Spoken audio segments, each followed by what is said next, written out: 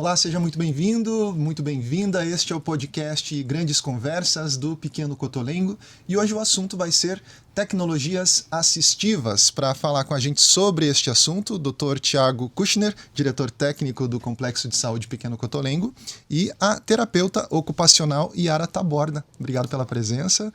Vamos começar falando então sobre o que é a tecnologia assistiva, o que são as tecnologias assistivas? A tecnologia assistiva, na verdade, ela é um recurso que, na verdade, disponibiliza o acesso à pessoa a desenvolver uma atividade que tenha limitação, né? Seja uma pessoa que tenha uma limitação física, cognitiva, sensorial. Então, a tecnologia assistiva vem para facilitar, promover o desempenho dessa pessoa nas atividades da vida diária dela, com independência, com autonomia, e que ela possa se sentir mais segura no dia a dia dela, né? Sem estar dependendo tanto de uma outra terceira uma pessoa para poder intervir na situação. E sempre está ligado a algo eletrônico ou não? Podem ser outros aparatos também? Então, veja bem, a tecnologia assistiva, ela abrange vários aspectos.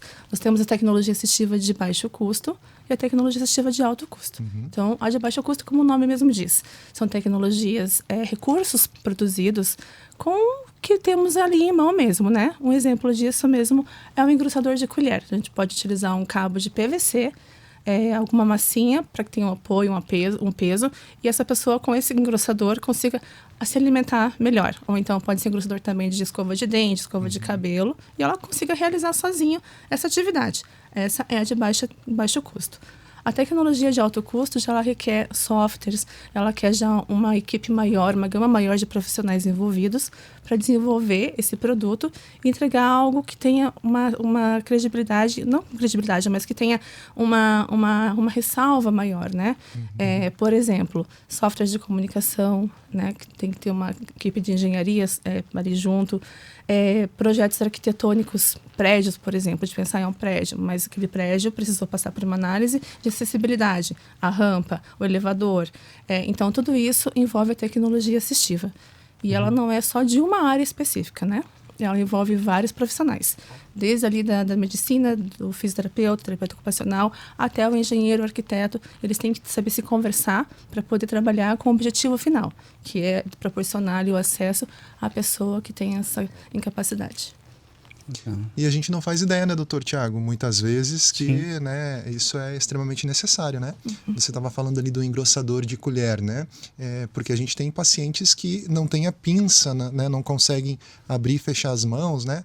Tudo isso vocês avaliam caso a caso? Como que funciona isso lá no Complexo de Saúde Pequeno Cotolengo? Isso, a gente faz uma avaliação dentro da terapia ocupacional, vou falar dentro da TO, tá?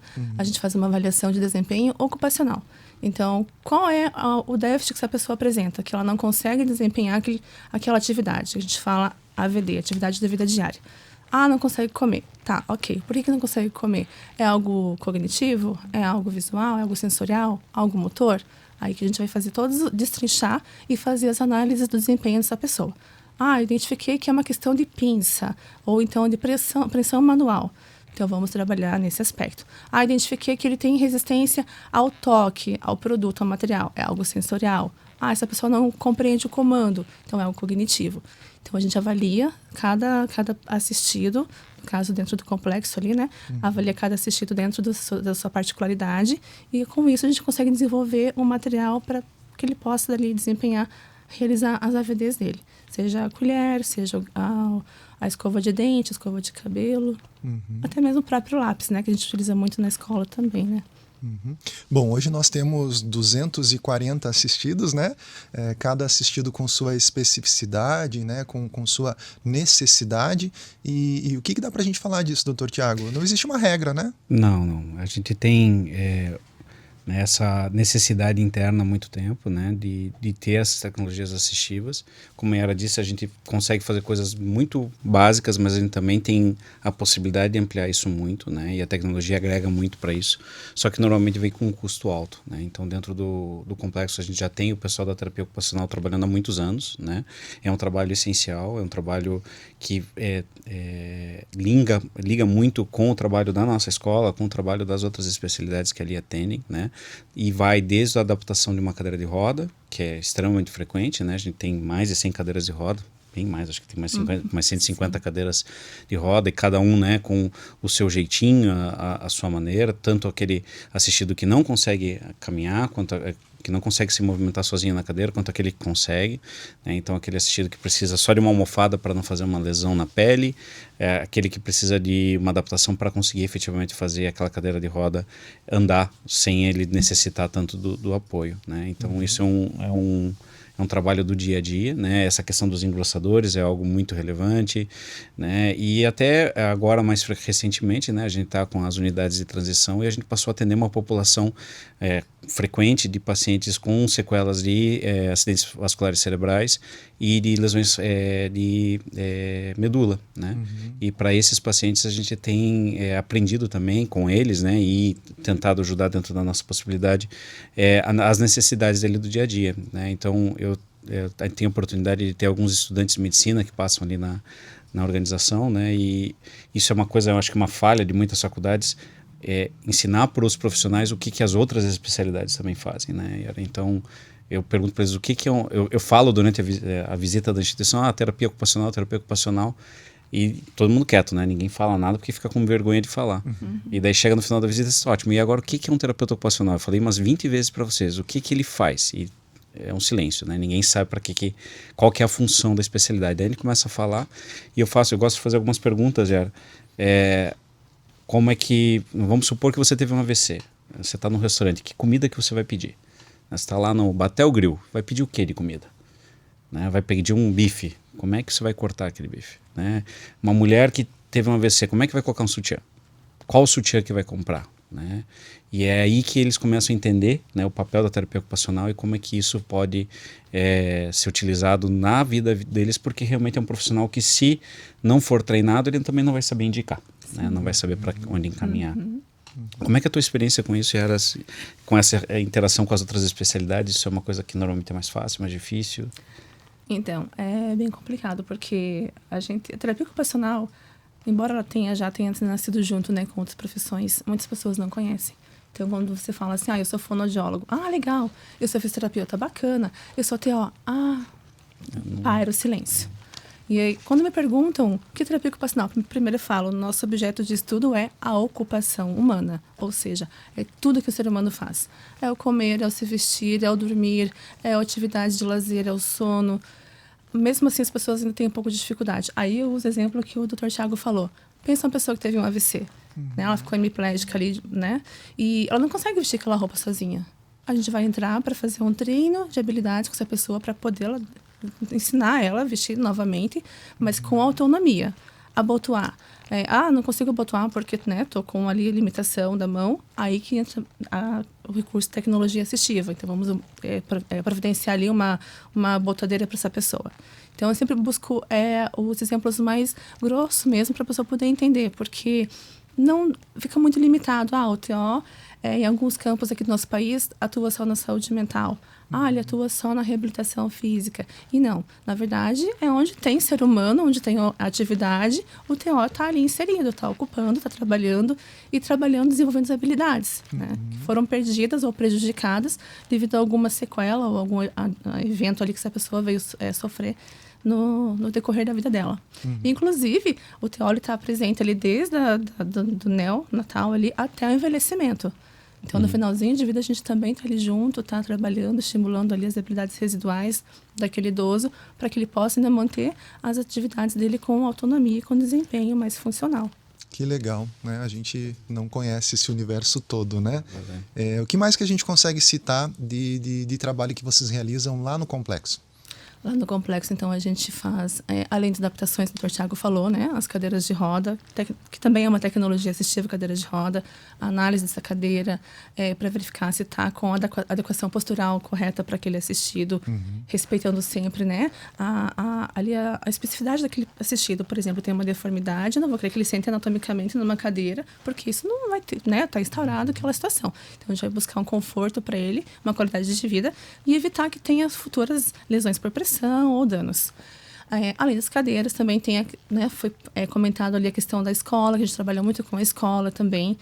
Tem a questão sensorial dos alunos, ou então dos assistidos. E agora também, né, com a oficina das órteses ali, em impressão 3D, a gente consegue também realizar as impressões dessas órteses, que antigamente elas eram realizadas com termoplástico, ou então levava 6 meses, era encaminhado para outros setores, outros locais. Tinha uma espera muito grande nessa situação, e com o tempo, esse período de espera, o assistido ele acaba sendo prejudicado, né, porque vai aumentando a deformidade e vai só acarretando maior a disfunção. Agora, com essa órtese, né, essa oficina que a gente tem ali, a gente consegue fazer a avaliação desse assistido e fazer as medidas, que a gente chama de medidas antropométricas, tudo certinho, coloca no sistema, fazemos a impressão ali. Em menos de uma semana, essa pessoa já está usando ou já está sendo treinada para utilizar a órtese.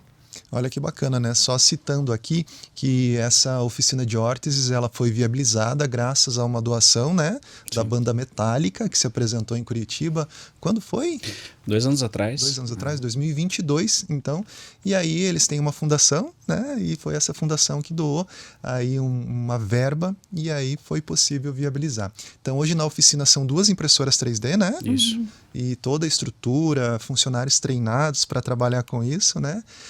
Yara, e aí as órteses, né? Então você comentando, elas são... O que é que são órteses, né? A gente consegue ver que é um pedaço ali, um agrupamento de uma fibra, de um plástico, né? O que é que são exatamente?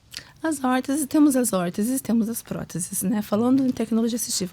As órteses são aquele objeto, aquele item que acaba proporcionando um desempenho para a pessoa. Então, para que ela possa utilizar e não ter uma gravidade maior no futuro, ou para prevenir alguma outra deformidade. Falando na questão da órtese neurológica, né? Que acontece muito com pacientes de AVC. Por exemplo, quando eles sofrem ali um acidente vascular, eles têm a tendência a fazer uma flexão muito intensa de mão. Pode me corrigir, já falando. Não, fica à vontade, por favor. Aumenta a flexão com o passar do tempo, né? Então, a gente sugere que a reabilitação seja feita ali no máximo 6 meses. Então, o que acontece? Com a órtese, uma órtese específica ali, a gente consegue evitar esse agravo. Então, evitar que ele fique com a mão em deformidade, deixando a mão em extensão. E isso pode parecer pouca coisa, mas para um paciente, né, que tinha mão funcional, isso faz uma diferença muito grande na vida dele. A gente, estudando essa parte de reabilitação, e é uma parte que o Cotolengo está investindo muito, né? A gente está progredindo muito nessa parte. Uma das falas que se usa nesse conceito é o do tempo, né? Então, para reabilitação, tempo é função, né? Então se fala, por exemplo, quando a pessoa tem infarto, tempo é músculo, né? Quanto mais rápido você tratar, menos músculo você perde. No caso da reabilitação é isso. Quanto mais tempo, mais cedo você começa a reabilitar, mais a pessoa tende a ganhar, né? E esse é um conceito que ainda é pouco aplicado dentro da rede de saúde como um todo, né? Existem várias barreiras para isso. Então, como a Yara falou, as órteses a gente demorava muito tempo para conseguir, né? Por uma questão, não digo nem burocrática, mas uma questão de fluxo mesmo, né? Então você tem que encaminhar o paciente, existe uma fila para isso, existe um deslocamento para lá, e essas impressoras 3D elas agregaram nesse sentido, né? Então eles trouxeram essa tecnologia para perto, né? É o comecinho de uma fábrica de órteses, a gente tem muito a crescer ali, né? Hoje a gente só oferece realmente essa questão da impressão das órteses, mas a gente tem o potencial aí de crescer para outras tecnologias assistivas e para próteses também, que daí já seriam teriam o objetivo de substituir alguma parte de corpo perdida, né? E a gente tem esse potencial aí de crescimento e de desenvolver esse tipo de habilidade também, né? Para ofertar o melhor atendimento possível para os pacientes. Então hoje, dentro da estrutura do Cotolengo, a gente está oferecendo as órteses tanto para aqueles que são acolhidos, né, que estão morando conosco há muito tempo, né, e daí nesse sentido agregou demais, né, realmente a gente diminuiu a necessidade de ficar deslocando essas pessoas, a gente aumentou a possibilidade de ficar fazendo pequenos ajustes no dia a dia, sem necessariamente você ter que fazer uma órtese inteira nova, porque é um tipo de tecnologia que permite isso, mas também para os pacientes que estão nas nossas unidades de transição, né, então como eu falei, a gente teve um aumento, né, do atendimento desses pacientes, e hoje são pacientes que durante esse internamento de reabilitação ou readequação de cuidado que eles estão conosco, a gente já consegue ofertar a órtese, né, coisa que às vezes demoraria ali mais 6 meses, 1 ano para ele conseguir, e com isso é como a Yara falou, a gente diminui a chance de ele fazer deformidade, né? Então essa deformidade ela vai agregar a possibilidade de lesão, né? Então se o membro está numa posição viciosa, isso também vai fazer lesão na pele, né? E às vezes são lesões difíceis de corrigir. Vai ajudar também no controle de dor, né? Porque isso também vai gerar dor, desconforto. E, né, a gente não sabe qual que vai ser a resposta daquela pessoa ao estímulo que a gente está ofertando, né? Então, às vezes, com muita fisioterapia e com muita estimulação, às vezes, dentro daquele membro que ficou paralisado, eu tenho lá um dedinho que passou a funcionar melhor, né? E que está funcionando melhor. Agora, se esse dedo está fletido para dentro, a função dele vai ser baixa. Se eu usei uma órtese para manter a posição mais anatômica, aquele dedo, o mesmo dedo, tem uma função muito melhor, eu consigo fazer muito mais coisa com aquilo. Uma outra coisa que eu queria falar contigo, Yara, a gente está falando muito aqui da tecnologia assistiva e da prática da terapia ocupacional dentro da doença, né? E da doença grave, do transtorno do espectro do AVC, dentro da sequela de trauma.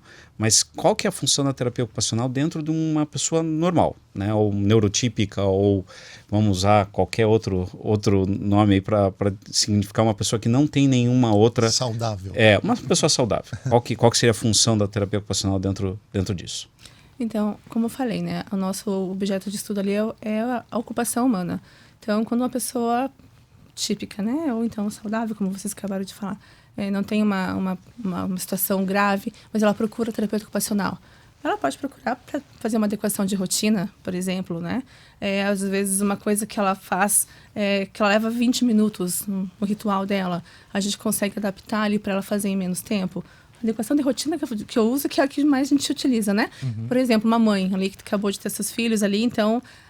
é uma mãe, então ela tá com a rotina dela normal ali. Não, a gente pode melhorar aquela rotina dela, tornando saudável tanto para ela, quanto para o bebê, quanto para a família toda. Então, é um ajuste de rotina, orientação de como você poder aproveitar melhor esse momento, sabe, com os seus filhos na sua casa, ou então mesmo questão laboral, né? Buscar uma forma laboral também dentro do trabalho, da área de trabalho, na área acadêmica. Então, a gente consegue estar ali ajudando, trabalhando, intervindo junto com as pessoas. Como eu disse, né? A ocupação humana está ali, o terapeuta ocupacional pode estar junto também. Não precisa ter uma limitação, ter uma disfunção para poder estar inserido. E onde se conseguem, né, esses contatos com terapeutas ocupacionais? Vocês atendem em clínicas particulares também? Existe no Sistema Único de Saúde esse atendimento específico para essa função? Sim, como foi mencionado aqui, por exemplo, no autismo, né? Aqui na rede SUS de Curitiba, a gente tem a referência que é o Encantar, e agora o Cotolengo, que tem os terapeutas ocupacionais. Quem faz o encaminhamento, tanto particular quanto SUS, é o médico. Então, ele vai passar ali, fazer a triagem, seja pediatra, seja o geriatra, vai fazer a avaliação e ele que vai fazer encaminhamento. Olha, encaminho para tantas sessões de terapia ocupacional. Isso é muito comum a gente perceber também em hospitais de reabilitação física. Por exemplo, lá, né, a gente tinha o antigo ambulatório do Hospital Trabalhador, que agora foi para o CHR, que é uma referência de reabilitação física. Então, lá tem uma equipe específica de terapeutas ocupacionais que o próprio ortopedista, o médico, já encaminha, já manda para esse atendimento, né? Na rede particular, a mesma coisa. Com encaminhamento que passa para poder fazer o atendimento.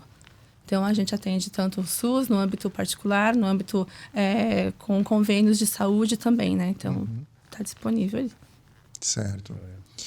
Bom, vale a pena a gente ressaltar que o Complexo de Saúde Pequeno Cotolengo, né, que está há 60 anos aqui em Curitiba, começou atendendo pessoas com múltiplas deficiências, acolhendo essas pessoas, né, que viviam em situação de vulnerabilidade. Hoje também atende pessoas de fora da organização, né? Então, se você tem aí alguém que teve AVC ou que teve algum tipo de trauma, né, para ser atendido no Complexo de Saúde Pequeno Cotolengo, é preciso passar por uma unidade básica de saúde, e aí sim a unidade básica é que vai encaminhar para o complexo, né? Mas o complexo hoje tem dezenas de especialistas, né, para reabilitação. A gente chama não só reabilitação, mas também adaptação, né? Algumas não conseguem reabilitar, né? Mas sim, vão ter ali a sua adaptação feita, e as órteses também acabam sendo utilizadas, né? Joia. Bom, a gente tem algumas crianças no complexo, né? Para as crianças também, as órteses têm tem a ver com o crescimento e com... Explica pra gente um pouquinho. Sim, a gente tem alguns pequenininhos ali, né? Chiquitinhos. Então, a gente também busca realizar... alguns já estão usando a órtese para membro superior, principalmente. E criança, claro, vai crescendo. Então, conforme elas vão crescendo, a gente vai renovando essa órtese, porque mexe, né? Altera ali a estrutura anatômica, as medidas anatômicas dele. Então, a gente tem que estar renovando essas órteses. As órteses para eles, no caso dos menorzinhos, como falei, para evitar a deformidade maior, né? Então, às vezes a pessoa, como eles são pequenininhos, eles não tem essa percepção de uma pessoa, de um adulto, por exemplo, né? O adulto pode ter um pouco de restrição, um pouco de vergonha de usar uma órtese. A criança não. Quando a gente desenvolve essa órtese, eles, né? É legal, é uma coisa diferente, é um brinquedo. Tem um que eu brinco lá com ele, opa, hoje vamos virar Capitão América, vamos colocar a sua órtese azulzinha. E ele, hoje são coloridas, tem bichinhos, enfeites, né? Tem uma gama, né, de possibilidades de impressão, né? Então, com as crianças é fundamental fazer esse acompanhamento para poder fazer a transição das órteses. Acho que uma coisa que é importante, uma coisa que a gente vai aprendendo, né, com a convivência, com a especialidade, com a convivência com os pacientes, é a importância, né, e isso é algo que talvez para quem esteja ouvindo aí seja muito, muito relevante, de você buscar isso, né? Então a gente tem uma tendência muito grande a se acostumar com a dor, se acostumar com o desconforto, se acostumar com a posição inadequada, entender aquilo como parte normal do trabalho, do dia a dia e ir levando, né? Então eu já atendi pacientes, por exemplo, recentemente atendi um paciente no consultório que tinha feito uma sequela de AVC, um senhor super ativo, né?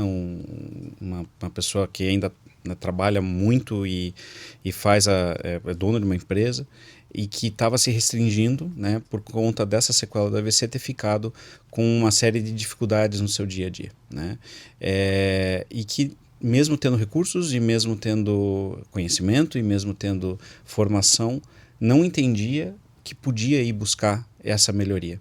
E coisinhas pequenas do dia a dia, pequenas ferramentas, pequenas tecnologias assistivas que podem fazer essa pessoa usufruir melhor da vida, mesmo tendo alguma sequela, né? E a questão do trabalho, né? Então, quantas vezes a gente está numa posição desconfortável no trabalho, a gente está numa cadeira inadequada, a gente está com um computador que não atende, né? E chega em casa todo dolorido, chega em casa todo doído, e não entende que poderia também trabalhar dentro desse sentido, né? De melhorar o seu ambiente de trabalho e até prevenir, por que não, no futuro, né, muita dor e muito desconforto, né? Então, muito do que a gente faz no dia a dia, a gente tolera, mas não deveria tolerar ou não precisaria tolerar. A gente teria a possibilidade de melhorar.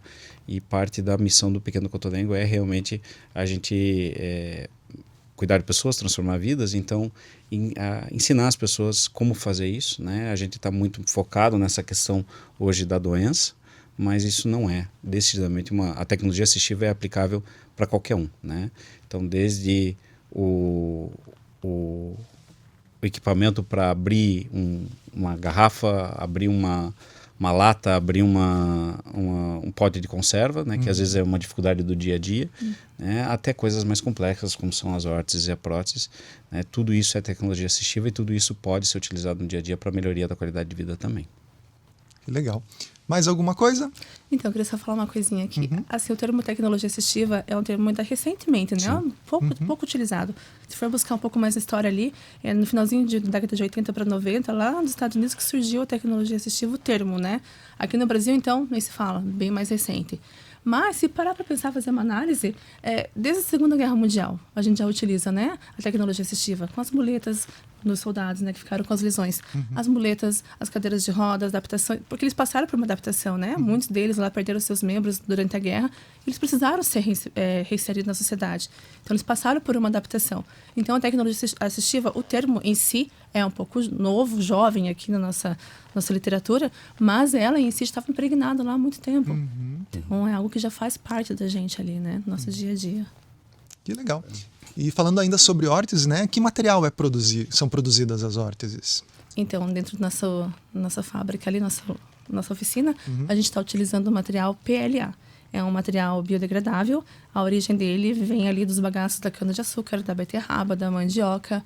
Então, é um produto que não agride o meio ambiente, né? Então, enquanto o paciente está utilizando essa órtese, que é super fácil de lavar, de manter, após a alta dessa órtese, ele consegue descartar. Se plantar, ela pode ali biodegradar em 24 meses, mais ou menos, já não está mais no nosso meio ali no meio ambiente.